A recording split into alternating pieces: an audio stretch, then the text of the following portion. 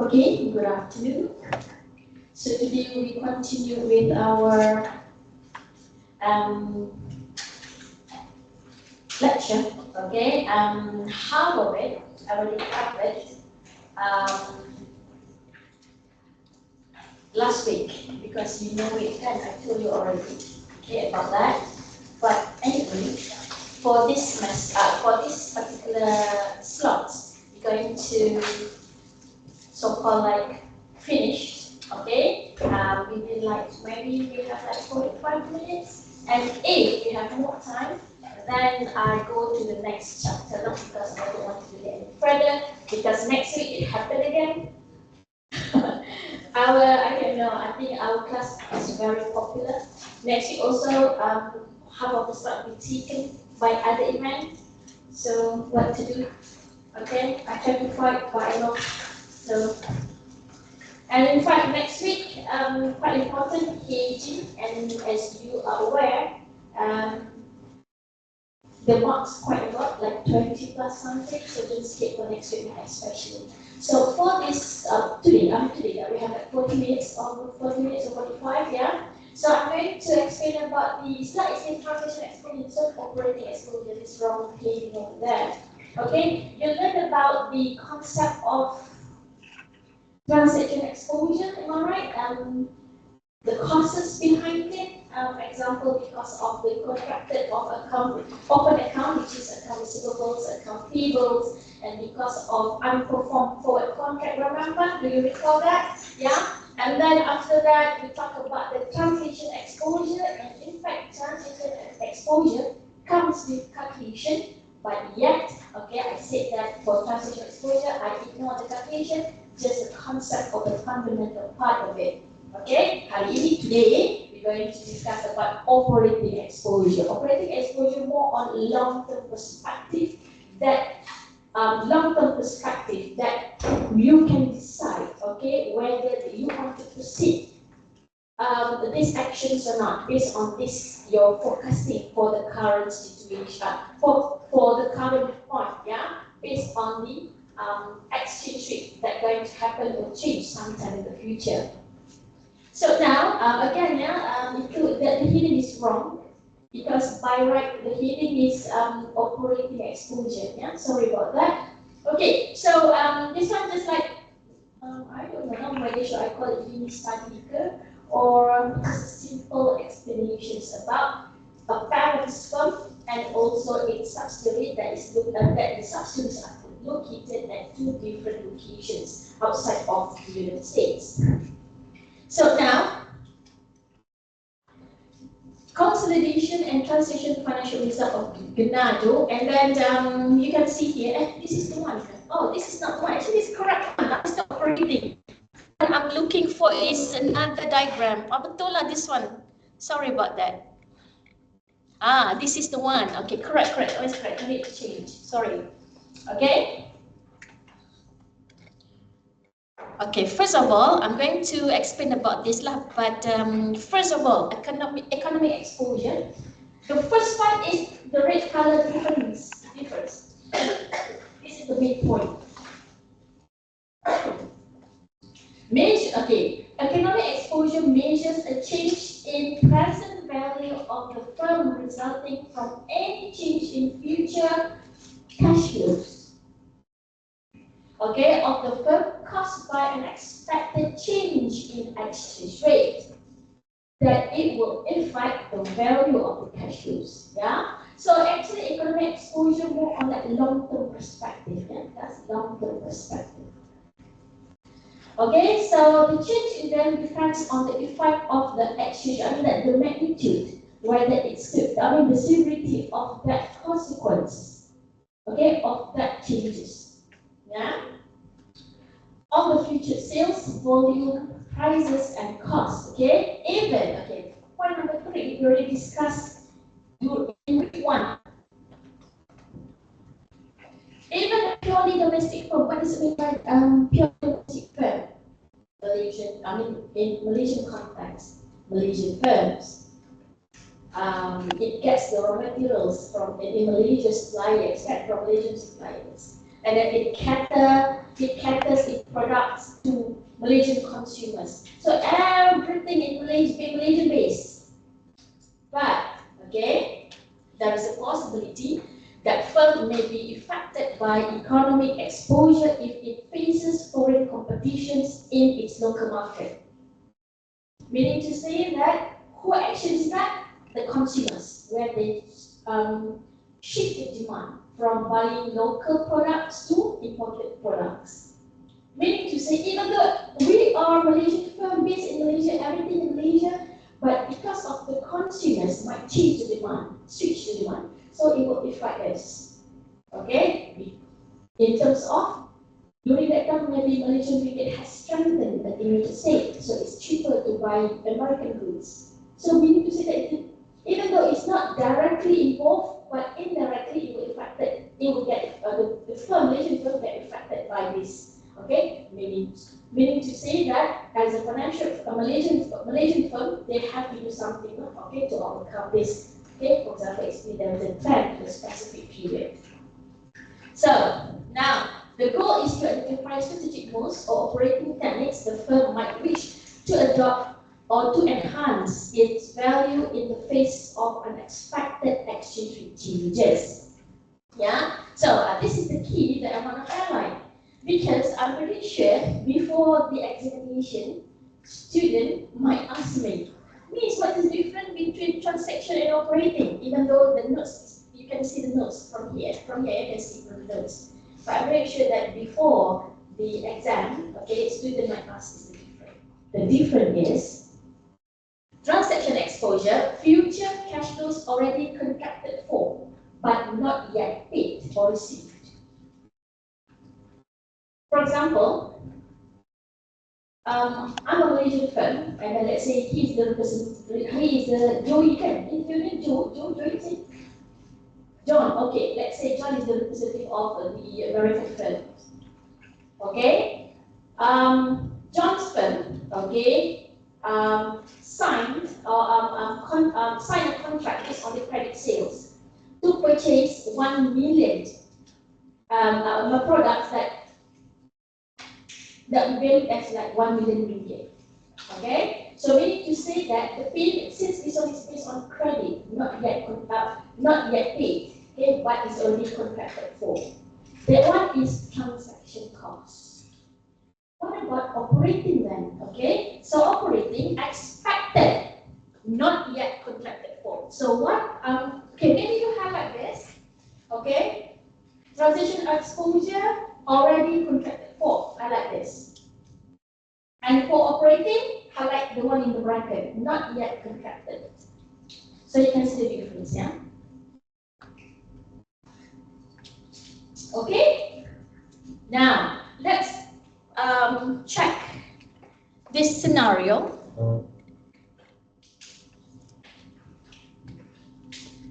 So we have two subsidiaries, the green color, Genado China and Genado Germany.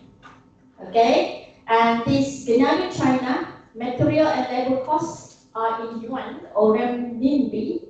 Okay, yuan lang, yeah. And then meanwhile, the sales are 50% from local and 50% from exports. And then the exports quoted in USD and also Euro. Okay, that one is number one. Genado China, subsidiary number one. Subsidiary number two, Genado Germany. The materials and labor costs are in euros.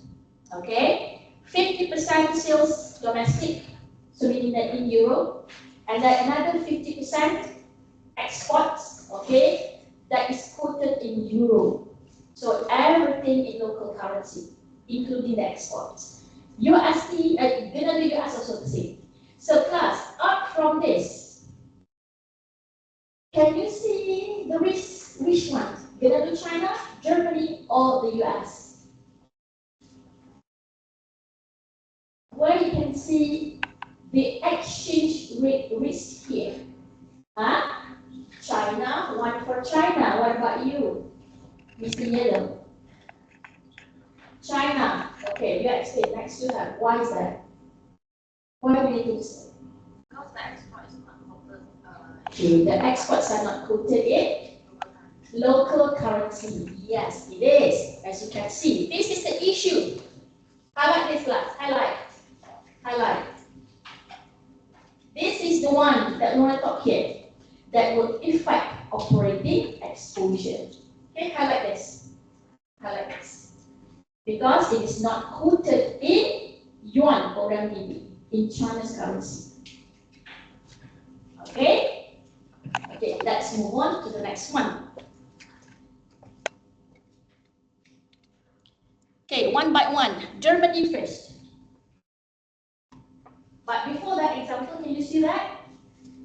Assume USD starts depreciating.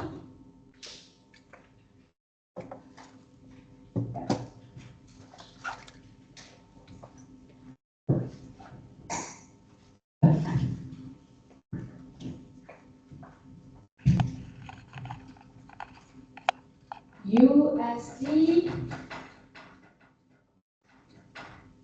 depreciates against euro. So USD depreciates, meaning to say euro appreciates. Am I right? Okay. At the same time, the Chinese government continues to gradual re-evaluations of renminbi. Okay, so I would say, okay, renminbi or yuan, yeah, revaluation.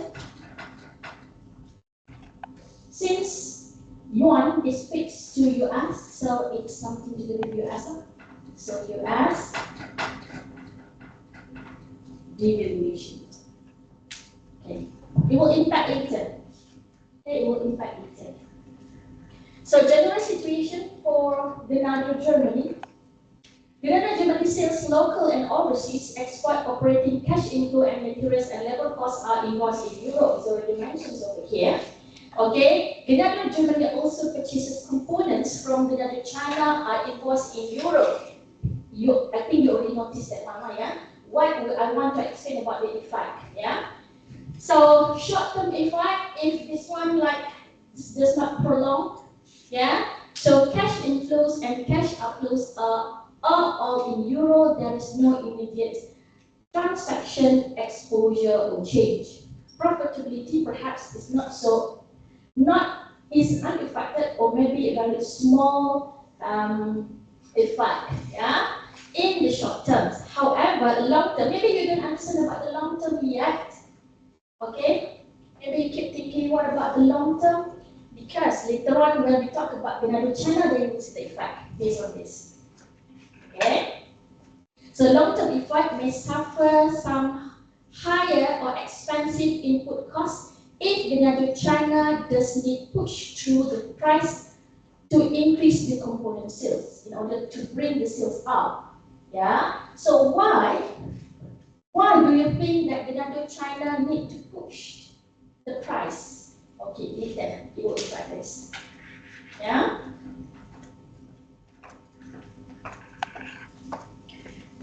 Next, so this one is Germany. So short terms maybe not much, okay, but long term might suffer based on Grenada, China action. This one Grenada, China action. The effect that will affect Grenada, Germany. Next. What time is it now? Okay, still can. So Grenada, US. General situation, okay, Grenada Corporation US is similar in structure to Grenada, Germany. Okay, more or less still the same. It's about everything is quoted in the US, yeah? Okay, including the export as well. And okay, all cash inflows and outflows are invoiced in the USD. Therefore, obviously USD functional. Just now, Euro functional. This time, USD functional. Okay, so short-term effect, USD.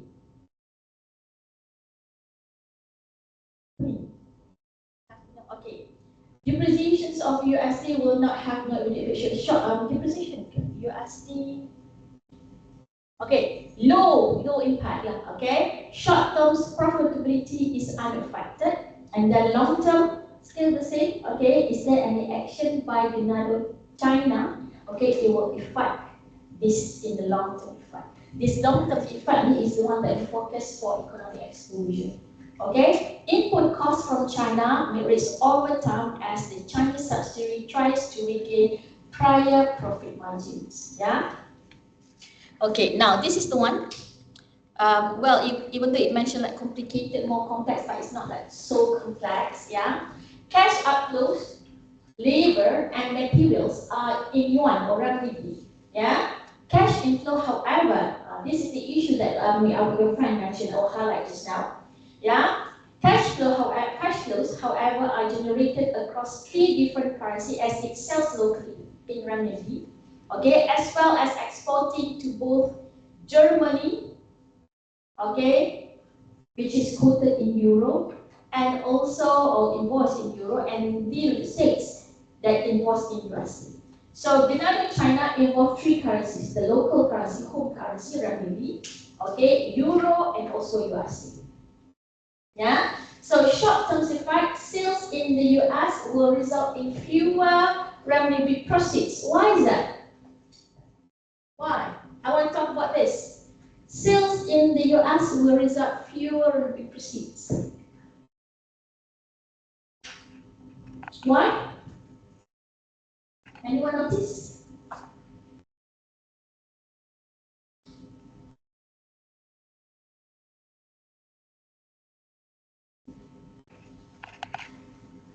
Why?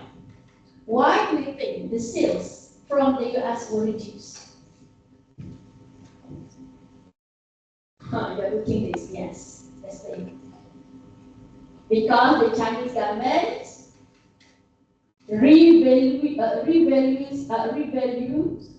renminbi and devalue USD.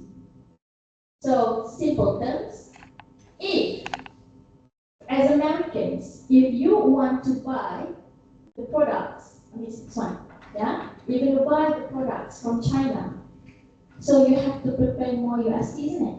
So it will reduce the quantity of their imports because during this time it's quite expensive to buy products from China. This one based on government's control, government's intervention. Yeah. So long term, if this one prolonged, if the Chinese government keep doing this, then it will affect the sales. Yeah. So sales in the US will result in fewer renminbi proceeds. Sales in euro may stay the same because, as you can see here, it's nothing in between euro and also renminbi. It's only US and euro, renminbi and also USD. There is no renminbi and also euro. Yeah. So no effect. Okay, from the sales in euro.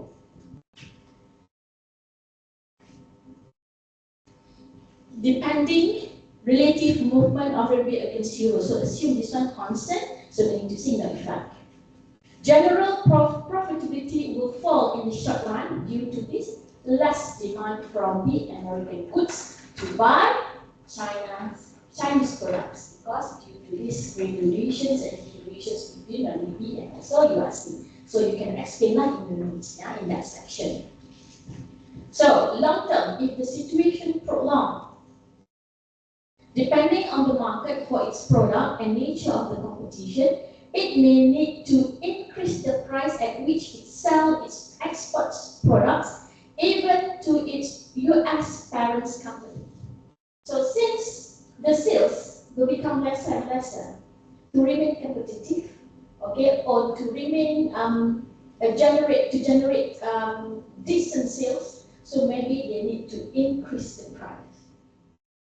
But it depends on the market, yeah. So that is the so-called that long-term effect, depending. So when Chinese subsidiary, okay, this Chinese subsidiary increases the prices. So then, just now, because of the American actions, so the Chinese subsidiary take action. Now, if the Chinese subsidiary take action, then now suddenly it will affect the subsidiary in Germany. because now become expensive than before. Even though in terms of currency, no effect, isn't it? Because no effect as long as it's relatively constant. But if they increase the sales price, then it will affect all, including the euro. Even though there is no exchange rate exposure between euro and also renminbi, but because of the price, okay, that's expensive, they increase the price, so it might affect the Benado Germany. Okay, so overall it will affect the parents firm if you want to transit in the future. I mean, translation exposure. Because economic exposure also because it's a long term, yeah, it will affect everything.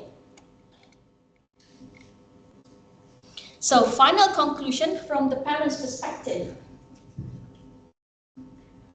Possibly total profitability will be lower. Okay, primarily from lower profit of the Chinese subsidiary due to these actions by the Chinese subsidiary.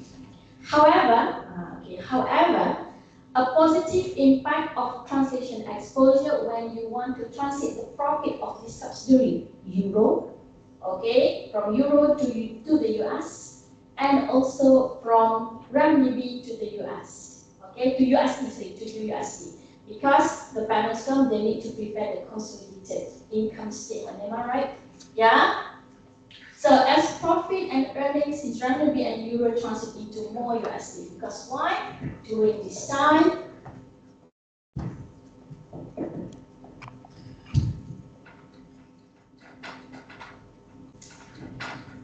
okay, so if you want to get better figure from your home perspective, the foreign currency should appreciate. Am I right? So that is, I already mentioned that a few times before.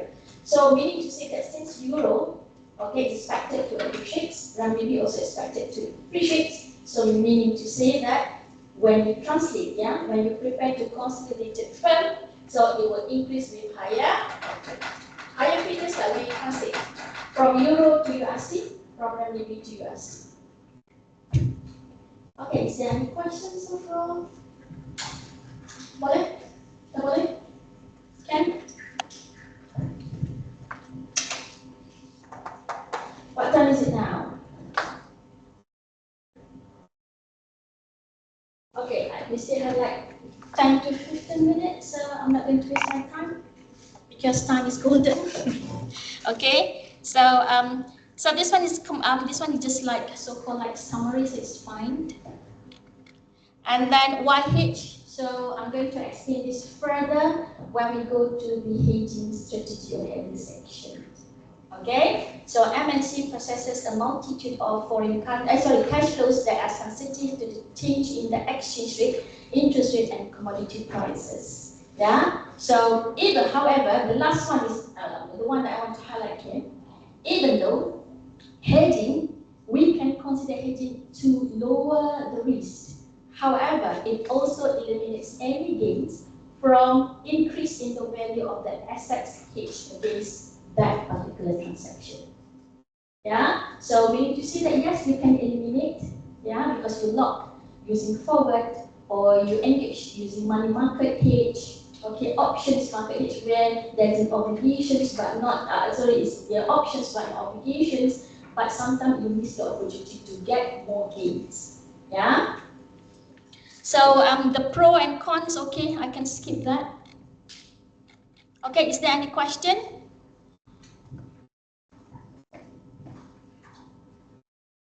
Okay, 10 minutes, so I can start new chapter. No question? Okay.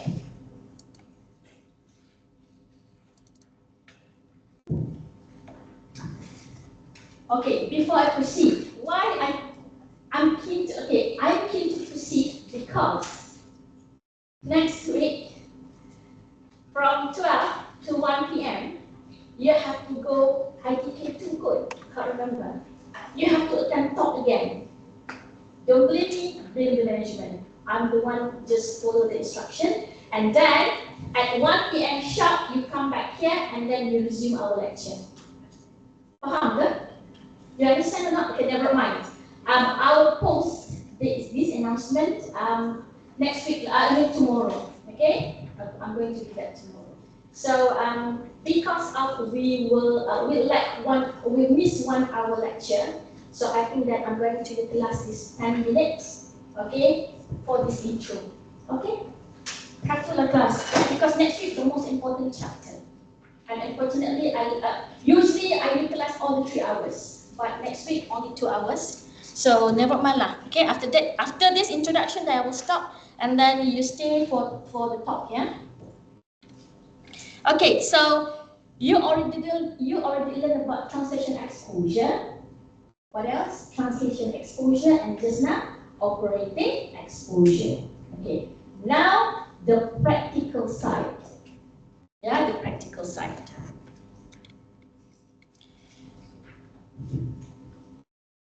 Foreign exchange transaction exposure can be managed by contractual hedge, operating hedge, and financial hedge.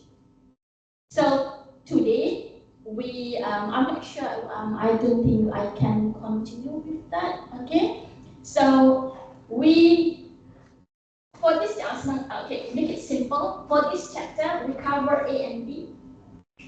Okay, contractual hedging, a hedge, and operating hedge, and financial hedge. We have a specific topic that we call swap. Okay, so A and B, we cover everything in this particular chapter, and then another chapter C, swap. Yeah. So the main contractual hedge employs the forward, futures, money market, and option. You learn all this during derivatives, isn't it? You learn about derivative, futures, even though about derivative, but we focus more on speculation, how to earn, how to make profit, how to make a realized profit, and so on, right? So, but now the same concept, the same fundamental about futures contract, forward contract, okay? But you're going to apply based on hedging. Interesting topic, and I think you must know how to do it because the marks like 20, 35, and the last is 80 marks in final exam, in final test. So you really need to master this chapter. Must. I warn you already. Okay, don't believe me in exam, you question your head, don't believe. Okay, already explained this. This chapter is very important. Okay, so what else? So operating hedging utilize operating cash flows by the use of risk sharing agreement. This one just a concept, okay? Other than this hedging, okay, contractual hedging, is there anything that we can minimize the risk or to limit or to reduce the risk? Okay, we have another. This one is just a few. I just name a few. Risk sharing agreement, netting, matching, leads and leading and lagging in the payments and pricing policy. Financial hedging utilizes the financing cash flows, including debts and also swaps. So that's why I mentioned this one separate chapters. Okay, now contractual. So we're going to split accounts payable, and account receivables. In the examination class, if I really ask for this chapter, you need to determine payables or receivables.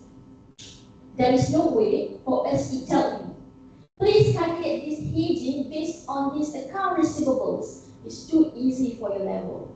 Okay, so you read first. You read about the company A, company B, okay, which company has exposed to this foreign exchange, and then once you determine the firm, then you decide it's about receivables or payables.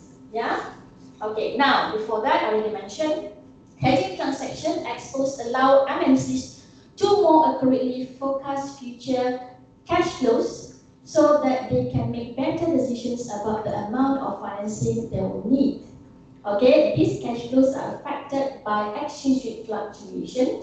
So four alternatives to manage these transactions. So you have forward hedge, futures hedge, money market hedge, and option hedge. So altogether 4. So why I combine forward and futures, because either one, I usually we ask you either one. And the most common, forward market hedge. Yeah?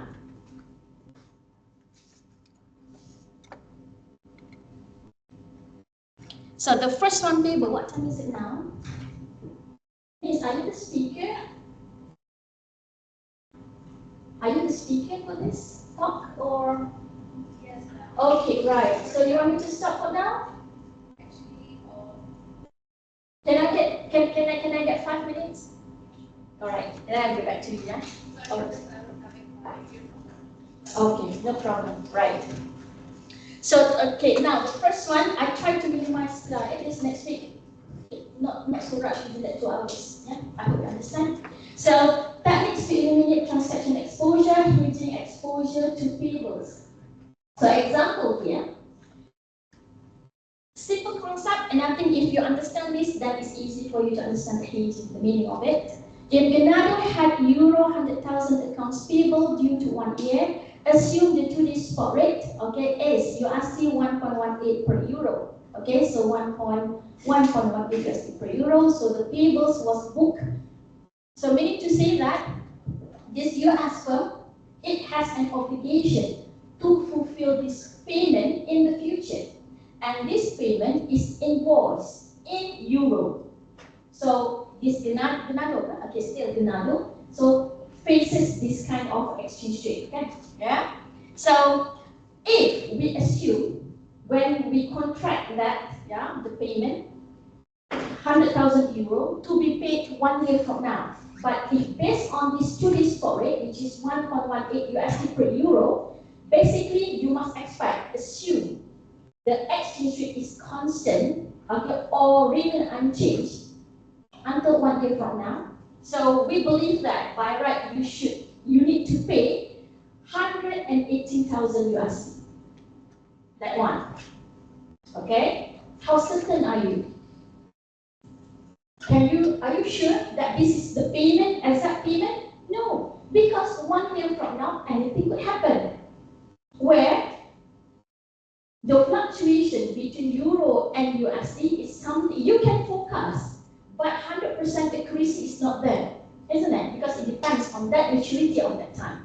So because of this uncertainty, yeah, that's why we learn about this hedging to lock. Yeah.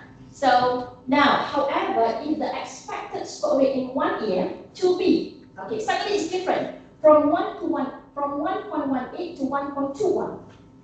Okay, so if remain unhedged, okay, no hedging transaction, no hedging strategy, so you just like, okay, you just open whatever the spot rate 1 year from now, I just accept and convert the USD to euro.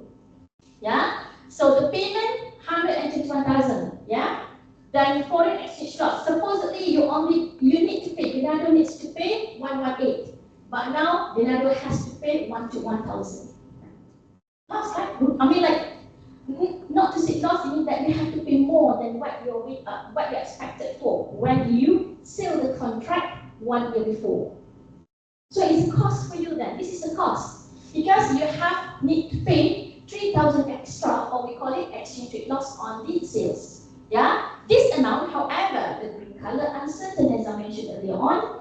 Okay, the spot exchange rate in 1 year could be very different from the expected.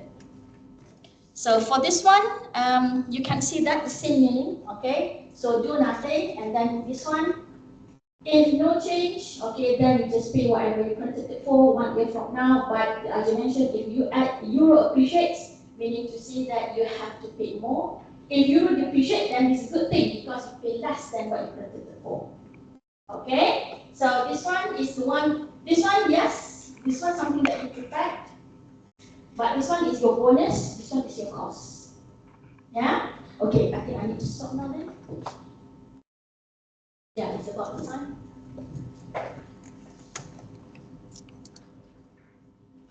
So ini hold on, yeah. So 6, then I will start with forward and futures hedging next week.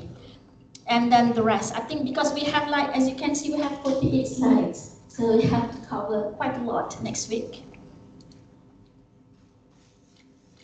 You need to remain seated, yeah, class? You need to remain seated. You cannot move. That's why they choose to be here, for you to listen to the talk. So don't move. I can move.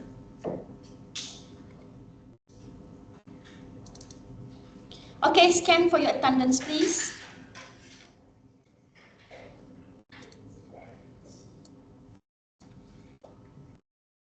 Okay, so So if then, I will see you again next week. Remember, 1 hour from 12 to 1 p.m. you have to go somewhere else. So from 1 p.m. to 3 p.m. you have to be here. Okay? So I mean this one next week lah. But for now, that's all for our lecture. Remain seated and then listen to the talk. Alright, thank you. Yes, yes.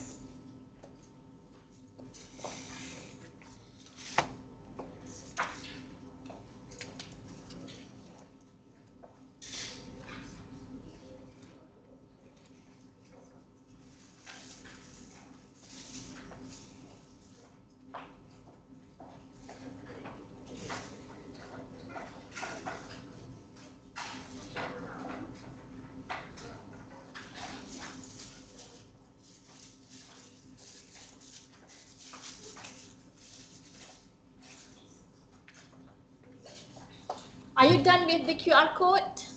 Hello, are you done with QR code? All right.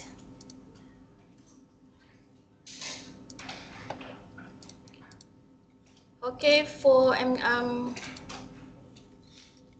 this one and meeting.